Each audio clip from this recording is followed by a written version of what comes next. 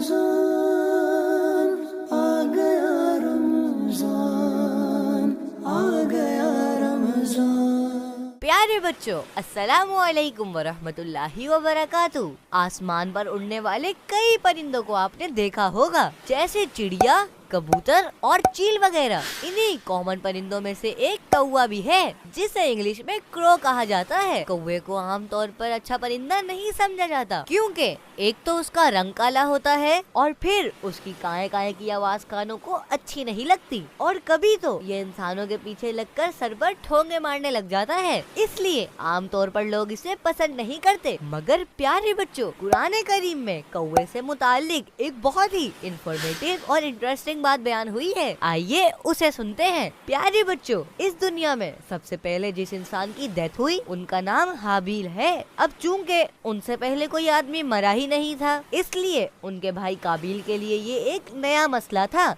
कि भाई की डेड बॉडी का वो क्या करे। लिहाजा काबिल कई दिनों तक अपने भाई की डेड बॉडी को अपनी पीठ पर उठाए फिरता रहा। फिर उसने देखा कि दो कौवे आपस में लड़े और एक ने दूसरे को मार दिया। फिर जिंदा कौवे ने अपनी चोंच और पंजों से जमीन को रेत कर एक गड्ढा खोदा और उसमें मरे हुए कौवे को डालकर मिट्टी से दबा दिया। ये देखकर काबिल को मालूम हुआ कि मुर्दे की लाश को जमीन में दफन करना चाहिए। फिर उसके बाद उसने कब्र खोदकर उसमें भाई की डेड बॉडी को दफन कर दिया। कुरान करीम ने इस वाक़े को यूं बयान फरमाया है, फबअसल्लाहु गुराबन यबहसु फिल अर्दी लियुरियहु कैफ युवारी सौअता अखी क़ाल या वैलता अअजज़तु अन अकूना मिस्ल हाज़ल गुराबी फउवारिय सौअता अखी फअस्बह मिनन नादिमीन। इसका तर्जमा है, फिर अल्लाह ने एक कौवा भेजा जो जमीन को रेत रहा था ताकि वो उसे दिखा दे कि वो अपने भाई की लाश कैसे छुपाए। कौवे का वाक़या देखकर काबिल ने कहा, हाय अफसोस, मैं इस कौवे जैसा भी ना हो सका